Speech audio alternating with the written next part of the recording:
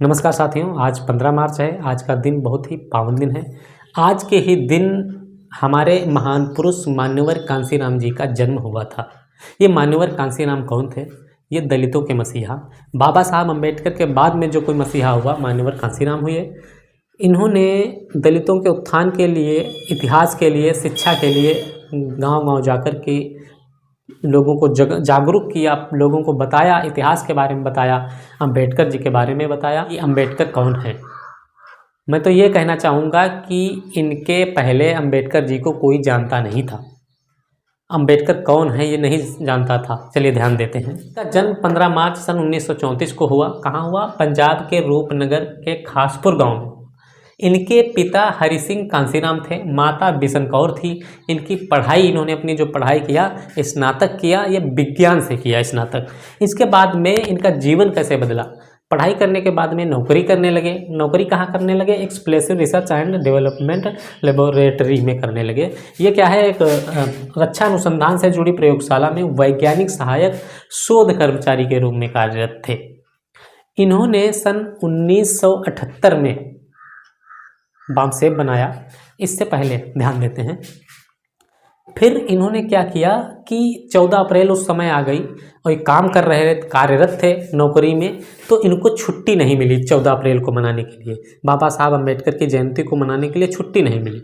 तब इन्होंने क्या किया, अगर हमारे महान पुरुषों की जयंती को मनाने का हमको अधिकार नहीं है, छुट्टी नहीं मिल रही है, तो क्या फ़ायदा इस नौकरी का त्याग करके। आज लोग छोटी सी नौकरी पा जाते हैं तो महान पुरुषों को भूल जाते हैं, प्रधान बन जाते हैं तो महान पुरुषों को भूल जाते हैं, राम राम करते हैं जिन्होंने हजारों सालों से जीने नहीं दिया। और रजनीश ओशो कहते हैं राम राज्य आ गया तो ये देश की सत्यानाशी हो जाएगी। ओशो कहते हैं, मैं नहीं कहता। तो नौकरी को त्याग दिया। नौकरी को त्यागने के बाद में जयंती मनाई और लोगों को जगाने का काम वहीं से शुरुआत किया और वहीं से इनका जीवन बदला। मान्यवर कांसीराम जी का जीवन वहीं से बदला। 1978 6 दिसंबर 1978 को बामसेब की स्थापना हुई। इसका कारण क्या था? बामसेब यानी backward and minority communities employ federation. इसका काम क्या था कि इसका उद्देश्य था कि शिक्षित जो कर्मचारी हैं उनको निकाला जाए, मतलब शिक्षित कर्मचारी हैं उनको एकत्रित किया जाए। एकत्रित करने के बाद में समाज में उनको भेजा जाए, महान पुरुषों के जीवन परिचय के बारे में बताने के लिए, इतिहास बताने के लिए, समाज को जागरूक करने के लिए। अब इन्होंने क्या किया? अब विवाह नहीं किया, ध्यान रखना। समाज, उन्होंने कहा कि हम अपने समाज को जगाने का काम करेंगे, शादी नहीं करेंगे। इन्होंने कहा कि शिक्षा से जागरूकता आती है। शिक्षा पर बहुत महत्वपूर्ण बल दिया, बहुत ही बल दिया।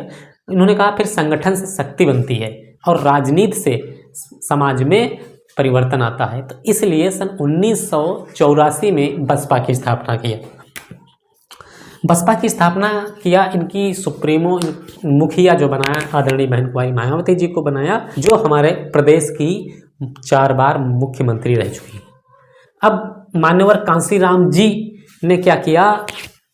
फिर धीरे धीरे काम करते रहे। उन्होंने कहा ये ब्राह्मण लोग आपको कुर्सियां तो दे देंगे लेकिन केंद्र की कुर्सी नहीं देंगे। मुख्य कुर्सी आपका पद, आपको पद दे देंगे लेकिन मुख्य जो केंद्र की कुर्सी है वो कभी नहीं देंगे।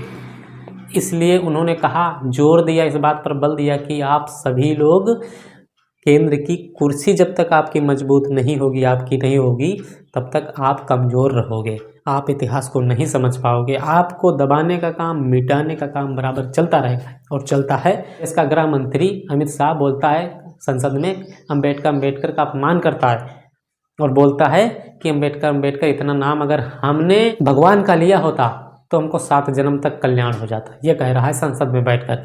ये अपमान नहीं तो क्या है?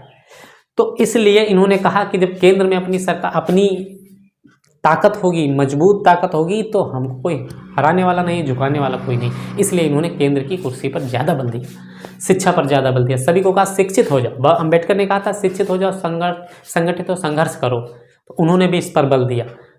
तो इसके बाद बहुत सारे कार्य किए और इनकी मृत्यु 9 अक्टूबर सन 2006 को दिल्ली में हुई थी। उनकी मृत्यु कब हुई? 9 अक्टूबर 2006 को दिल्ली में हुई। आप सब लोगों का बहुत बहुत धन्यवाद है। आप लोग इस वीडियो को ज़्यादा से ज़्यादा शेयर कीजिए ताकि लोगों को पता चल सके कि मान्यवर कांसीराम जी कौन थे और इन्होंने समाज को जगाने के लिए, देश के लोगों के लिए अपनी नौकरी को, बेहतर अच्छी नौकरी होती है, नौकरी को त्याग दिया, छोड़ दिया था। तो आप सभी लोगों का धन्यवाद। जय भीम, जय संविधान।